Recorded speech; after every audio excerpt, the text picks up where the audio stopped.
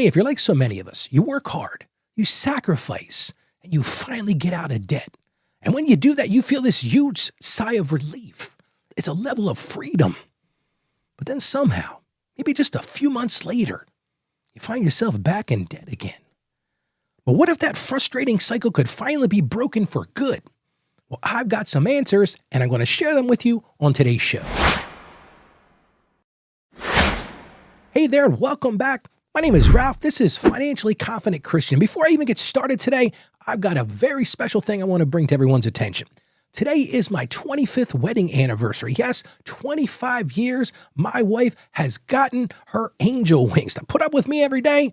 She has done that. So I just want to wish her a very happy anniversary and tell her I appreciate you sticking along with me for this ride. And I just want to thank God for helping us stay together. We've been through some trials and tribulations. And if you're married, you know exactly what I'm talking about.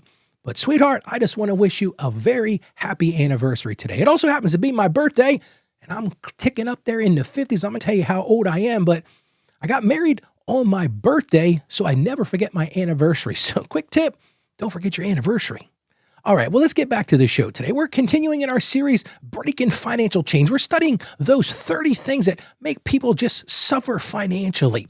And if you missed yesterday's show, we talked about unexpected expenses and how they can destroy our budget. Hey, we talked about how unexpected, yes, we kind of expected they're going to happen from time to time. So if you missed the show, I'm going to encourage you to go check it out. You can find all of our episodes at financiallyconfidentchristian.com. Today, we're going to talk about something that so many people struggle with.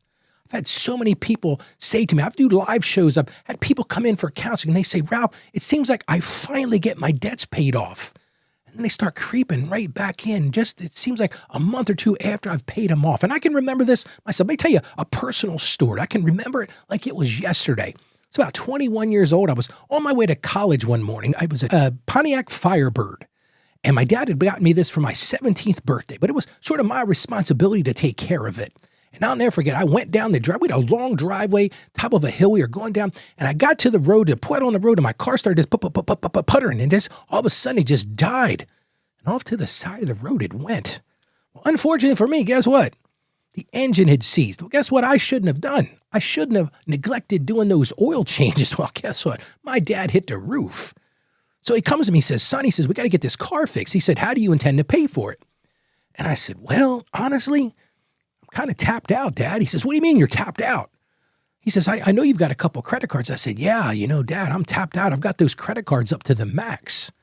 And now forget it. My dad did me a huge service. He bailed me out of my credit card debt. And I said to myself, hey, I'm never going to do that again. I am never going to find myself in debt again. Well, let me just tell you, that's happened a couple times in my life. And if you're listening right now, you're probably saying, Ralph, it's happened to me too. Because look, things happen.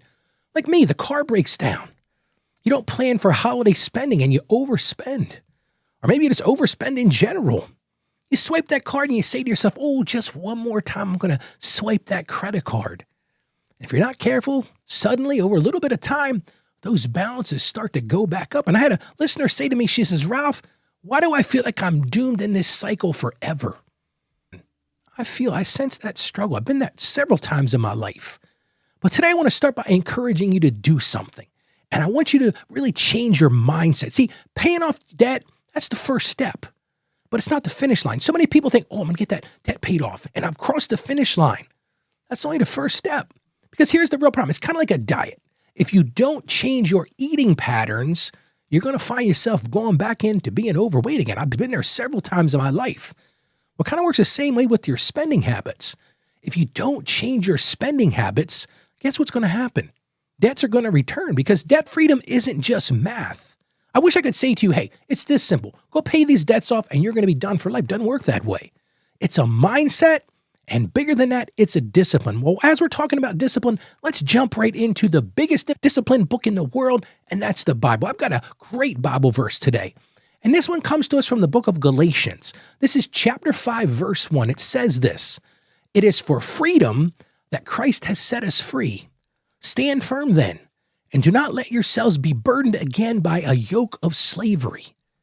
That is a really powerful verse, isn't it?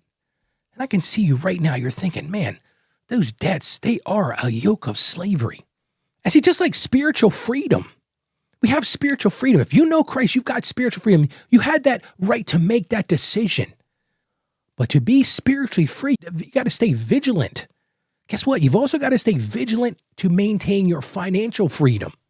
Because here's the truth, and I'm going to say this is kind of bold. A lot of people might not go here, but my honest to goodness truth is this. Debt is the modern yoke of slavery. Now, I know slavery is a big word to use. A lot of people may be offended by that. I don't mean any offense by that. But if you continue to put money on credit cards, you will continue to be in this yoke of debt slavery. And I'm going to encourage you right now, if you really want to get past this, the main thing you've got to do is you've got to stand firm and you've got to protect your hard-won progress. For example, so many people I know, they pay off that credit card. Listen to this one. It's a crazy story. I had a client tell me this. They had worked so hard to pay off this credit card and they wanted to celebrate. So what did they do? They went and charged up their credit card in celebration, totally wiped out their progress. I have another friend. She had paid off all of her credit cards. She paid off a furniture loan that she had. Next thing you know, she's out shopping. Oh, I'm going to get a new refrigerator. What did she do? The clerk at the front checkout at the Lowe's, I think it was, a local home repair store, said, hey, you know what? We've got 1 year same as cash. I've done many shows on that. Don't fall for that trap. Now, you can do it if you're going to be vigilant about it. But next thing you know, she's in debt again. And she finally said to me, she said, Ralph, you know what it took? It finally took me understanding that I broke the cycle of debt when I stopped relying on credit completely. See, that's the key to this whole thing. If you're going to rely on credit to fund your life, you are going to be stuck in this constant cycle of debt. So here's my practical solution today. You got to shift your focus from payoff to protection, and you've got to build some guardrails to keep yourself from sliding back. So here's my one action step for today to really help you break that yoke of debt slavery. I'm going to tell you right now, and it's going to be a little bit bold. Cut those credit cards up if you have to. I've had people to tell me, Ralph, you know what I did? I took and I froze my credit cards in a block of ice, talking about removing that easy temptation. We talked yesterday about building that emergency fund. That can be huge to help you break out of debt. You build that buffer against those surprise expenses.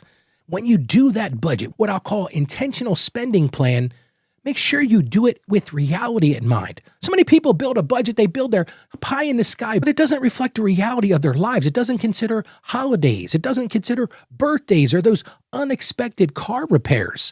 So if you're going to take the time to build that intentional spending plan, make sure you do it with a dose of reality. Look at where you're really spending your money. It's probably the biggest struggle I see people falling into that debt cycle is they didn't budget in reality. And one more final thing I'm going to encourage you to do is find an accountability partner. Find somebody to check in with because that can truly help you break this cycle. Because here's the truth. Freedom isn't one time. It's not one time. It's just like a diet. I've lost a ton of weight over the past few years. It's not today I'm going to decide. It's a day in and day out. What that is, it's a lifestyle. How about we pray together? Lord, we just thank you today for freedom. We thank you for freedom both spiritually and financially, Lord. But you know, we struggle with this, Lord. We're humans, we're flesh, and we just need you. We ask that you would grant us strength, Lord, to resist sliding back into those cycles of debt, Lord. Help us to be intentional in our spending, Lord. Help us to not live on that debt cycle. We ask you for your wisdom, Lord, to help us build new habits. And we ask this in confidence. In the name of Jesus, amen. You don't have to live in that cycle anymore. If you hear nothing else I say today, you can break out of this cycle.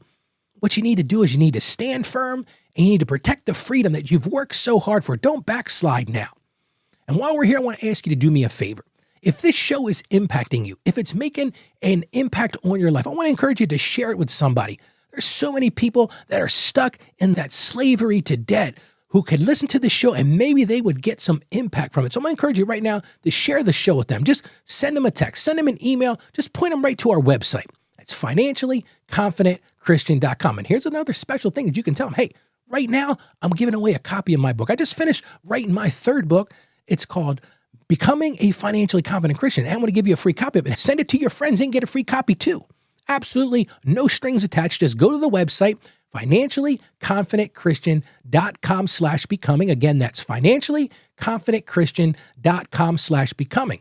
Help them to see the light at the end of the tunnel. Help them to break free of that yoke of debt. I just want to close with this today. I firmly believe you can do this. You can break free of this. I believe in you. Believe in yourself. Now go live as a financially confident Christian. God bless you, and you have a great day today.